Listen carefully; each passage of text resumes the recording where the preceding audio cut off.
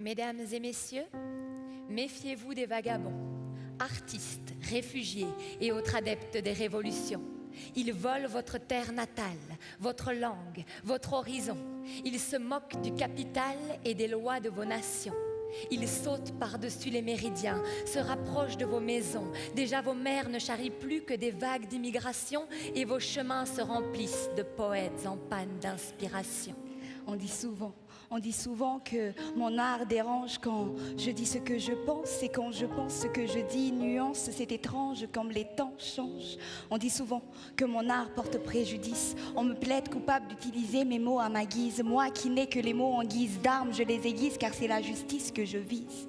On dit souvent que mon art porte atteinte à l'autorité des institutions. Libre, j'abuse de ma liberté d'expression. À connotation, le slam est devenu synonyme de rébellion.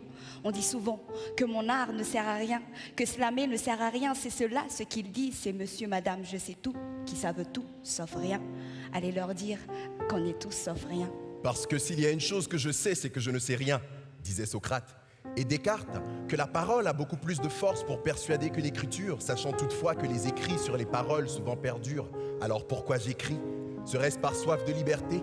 Par mélancolie d'un lieu où je n'ai jamais mis les pieds? Face à ma feuille, un peu de paix et de sérénité, alors je crée.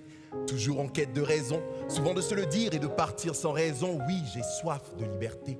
Mélancolique d'un lieu où je n'ai jamais mis les pieds, que l'humain n'a pas souillé, où la liberté des uns s'arrête encore là où commence celle des autres. Car chez nous, les femmes n'ont pas le droit à l'éducation. Une femme est avant tout une mère, une épouse, celle qui se lève tôt le matin pour aller chercher de l'eau au puits, celle qui fait bouillir la marmite pour nourrir sa famille, celle qui apaise les cris, celle à qui on a appris à dire oui. Oui, car quand le monde, la femme obéit. L'homme, lui, n'a jamais tort, mais parfois il oublie de les avouer. Comme on dit chez nous, des us et des coutumes qui se sont perpétuées de génération en génération, de nos grands-parents à nos parents et de nos parents à nous, enfants.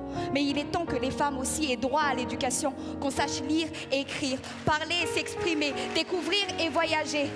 Il est temps que l'on cesse d'avoir peur. Il est temps que l'on ouvre nos cœurs. Il est temps.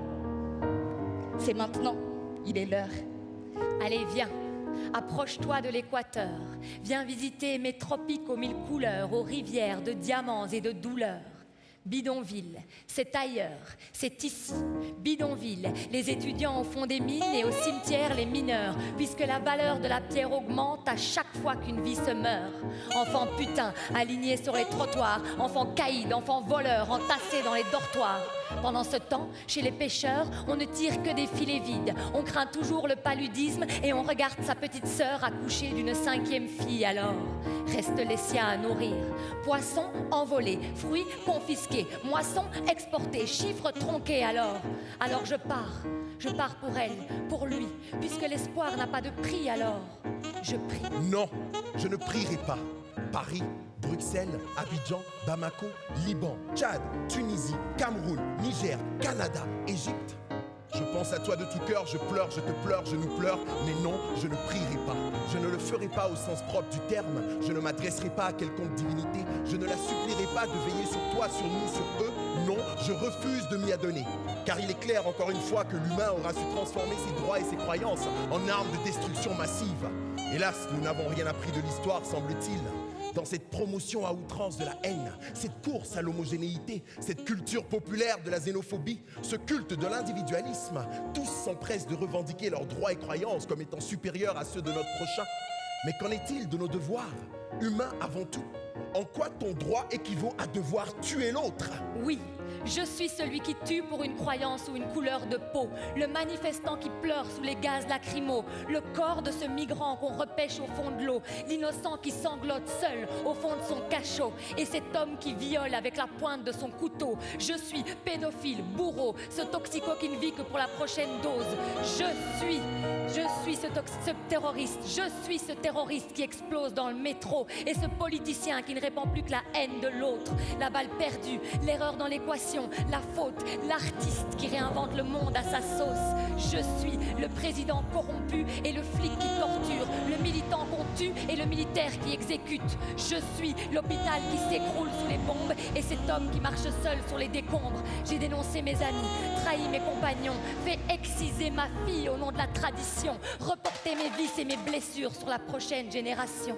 J'ai tendu la main à se rester dans l'ombre. Je suis ce qu'il y a de meilleur et de pire, le bourreau, la victime. Mon âme se rappelle, je ne suis que ce choix que m'a offert le ciel.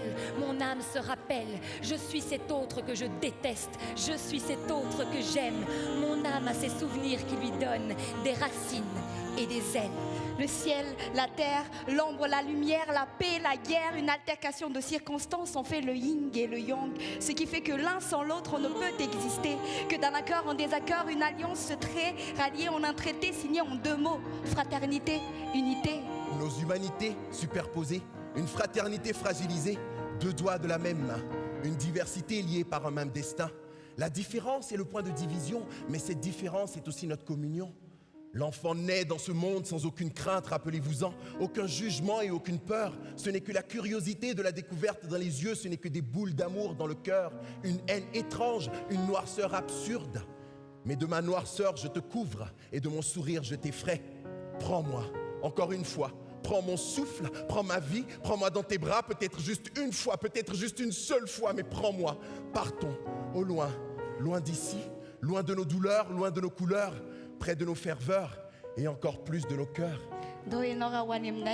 La couleur n'existe pas, que tu sois noir ou bien blanc, que tu aies la peau mate ou bien marron. Là où la différence n'existe pas, que tu sois riche ou bien pauvre, que tu sois esclave ou bien noble.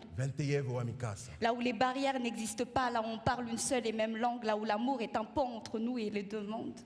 Allez, viens, je t'emmène chez moi. Là où la haine n'existe pas, là où on forme tous une seule et même nation.